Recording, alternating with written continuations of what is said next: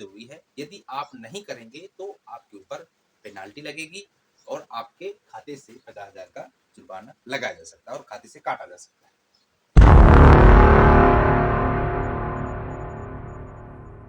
खातों में कुछ बदलाव करना जरूरी है। वह बदलाव क्या करना है?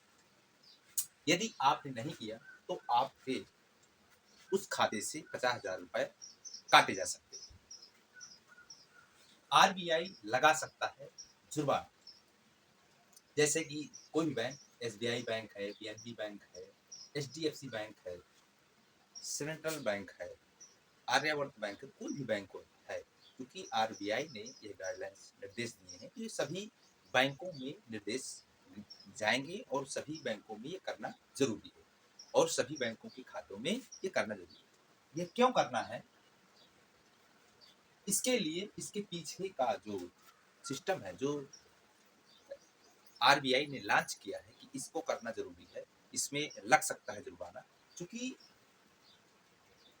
42,000 करोड़ रुपए आरबीआई के पास लावारिस पैसा पड़ा हुआ, क्योंकि इन खातों में ये डेट पड़े हुए हैं, इनके कोई वारिस नहीं है, इनके किसी प्रकार का कोई पैसा लेने वाले नहीं। ये कैसा पैसा है? जैसे किसी के खाते में 200 रुपए है, किसी खाते में 1,000 रुपए है, किसी खाते में 1,500 रुपए है, किसी के खाते में 300 रुपए है। इस प्रकार से यह रुपए आपका 42,000 रुपए हो चुका है। इसकी कोई सुध बुध लेने वाला नहीं है। तो इसके लिए इन्होंने, आरबीआई ने गाइडलाइंस जारी किया है कि हर व्यक्ति के खाते में नॉमिनी नियुक्त करना जरूरी है। यदि आप नहीं करेंगे तो आपके ऊपर पेनाल्टी लगेगी और आपके खाते से 50,000 का जुर्माना लगाया जा सकता है और खाते से काटा जा सकता है। तो सर्वप्रथम आपको नॉमिनी हर बैंक के अकाउंट में आपको लगाना जरूरी है। यह 1 जून तक जो है 2024 तक प्रावधान किया गया है। तो इसको जल्द से जल्द अपने नजदीकी बैंक अकाउंट में जाकर के अपना नॉमिनी नियुक्त कर लें, जोड़ दें, उसका डिटेल पूरा जोड़ दें, उसकी बैंक अकाउंट जोड़ दें। तो ये जरूरी है, क्योंकि इसके बगैर कुछ होने वाला नहीं है। यदि आप ऐसा कर लेते हैं तो इसके बेनिफिट्स हैं। बेनिफिट क्या है? बेनिफिट, उसको लोन मिल जाए किसी भी प्रकार का। यदि वो लोन लेना चाहता है, यदि नॉमिनी नियुक्त है तो उसको आसानी से लोन मिलेगा, आसानी से लोन मिलेगा। अदरवाइज यदि नॉमिनी नियुक्त नहीं करता है, नॉमिनी अपने बैंक अकाउंट में नहीं जोड़ता है, तो उसको लोन नहीं मिलेगा। इसके बाद दूसरा जो बेनिफिट्स हैं, एफडी आरडी। यदि आपने नॉमिनी अपने बैंक अकाउंट में जोड़ रखा है तो आसानी से आपका एफडी आरडी हो जाएगा। उसमें चूंकि ब्याज की दरें होती हैं 8% से लेकर के आगे तक प्रोसेस उसमें रहता है। हो सकता है कि कोई बैंक 12% तक भी देती है। तो मेरे कहने का मतलब है कि वो फायदा आपको नॉमिनी यदि आपने बैंक अकाउंट में जोड़ लिया है तो ये फायदे आपको मिल सकते हैं। इसमें यदि एफडी आपने कराया है, एफडी आरडी कराया है, तो आप अपने बैंक अकाउंट में इतना ब्याज पा सकते हैं। साथ ही साथ कभी भी आप निकाल सकते हैं उससे, कभी भी किसी भी समय आप अपने इमरजेंसी फंड को निकाला जा सकता है। नंबर तीसरा जो बेनिफिट है, सिविल स्कोर, जिसको कहते हैं, आसानी से जानते भी होंगे, क्योंकि सिविल जिसका खराब होता है उसको लोन नहीं मिलता।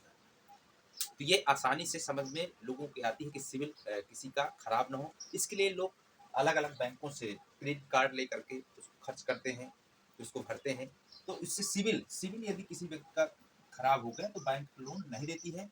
उसमें एक, यदि आपने नॉमिनी नियुक्त अपने अकाउंट में नहीं जोड़ा है तो तब भी आपका सिविल पे कुछ हद तक आपका सिविल खराब हो सकता है, उसमें आंच आ सकती है।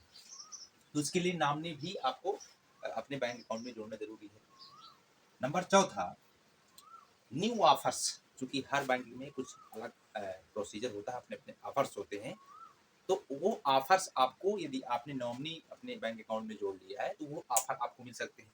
वो ऑफर कौन से हैं? जैसे क्रेडिट कार्ड, रिवार्ड में कुछ पॉइंट्स होते हैं, उनका बेनिफिट्स मिलता है, जिससे आपकी ब्याज की दर में छूट मिल सकती है। और साथ ही साथ आपको न्यू ऑफर्स में आपके ब्याज में मुक्ति भी मिल सकती है, ब्याज की दरें कम हो सकती है, ब्याज की दरें कम हो सकती है। इस प्रकार से यदि आपने बैंक अकाउंट में नॉमिनी जोड़ दिया है तो आपको ये बेनिफिट्स होगा। यदि किसी तरह की आपने लापरवाही करेंगे तो आपके साथ यह जुर्माना लगाया जा सकता है, इसमें किसी प्रकार की कोई कोताही नहीं होगी। साथ ही साथ हम ये भी बताने वाले हैं कि यदि आपके पास अनयूज्ड बैंक अकाउंट है, किसी के पास 10 अकाउंट है, किसी के पास 5 अकाउंट है, किसी के 4 अकाउंट, तो उन अकाउंटों में कोई लेन देन नहीं हो रहा है। एक्चुअल में हर व्यक्ति के उसमें कोई एक ही दो जो परमानेंट अकाउंट चलते हैं उसमें लेन देन होता है, लेकिन और सारे जो अकाउंट होते हैं उनमें किसी प्रकार का कोई ट्रांजैक्शन भी नहीं हो रहा है।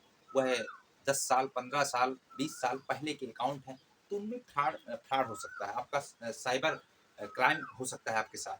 चूँकि अभी हाल ही में बहुत सारे ऐसे मामले आए हैं कि जो 20 साल, 30 साल पुराने अकाउंट साइबर साइबर क्राइम वाले उसने ठगी का शिकार किए। चूँकि ऐसे अकाउंट ढूँढते हैं कि जिसमें किसी प्रकार का कोई लेन-देन नहीं हो रहा है, तो उनमें करोड़ों रुपए डाल देते हैं और सेटिंग करके उससे पैसा फिर निकलवा लेते हैं। तो चूँकि अब जो भी छवि आपकी खराब होगी या किसी प्रकार की छापा पड़ेगा तो आपके उसमें पड़ेगा ना।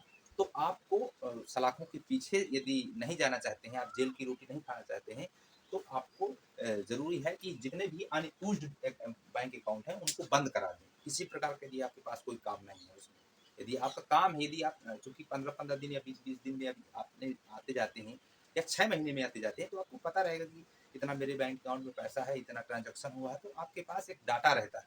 और जो जिनमें इस्तेमाल ही नहीं हो रहा, तो उसमें आप किस प्रकार का आपके पास डाटा होगा? आपको पता ही नहीं कि हमारे बैंक अकाउंट में है भी या नहीं है, तो उसमें ऐसे-ऐसे फ्रॉड किए जाते हैं, जिससे वह व्यक्ति सलाखों के पीछे हो सकता है। साथ ही साथ ये जो आरबीआई ने जो ये लगाया है गाइडलाइन, इसमें इसका मेन उद्देश्य ये भी है कि इसमें छँटनी हो जाए, क्योंकि इतना फंड जो है कि बैंक अकाउंट अनयूज्ड हैं, तो उनको बंद करा दें, उनमें किसी प्रकार का कोई संबंध ना रखें। चलिए, अगले वीडियो में मिलते हैं। जय हिंद, जय भारत।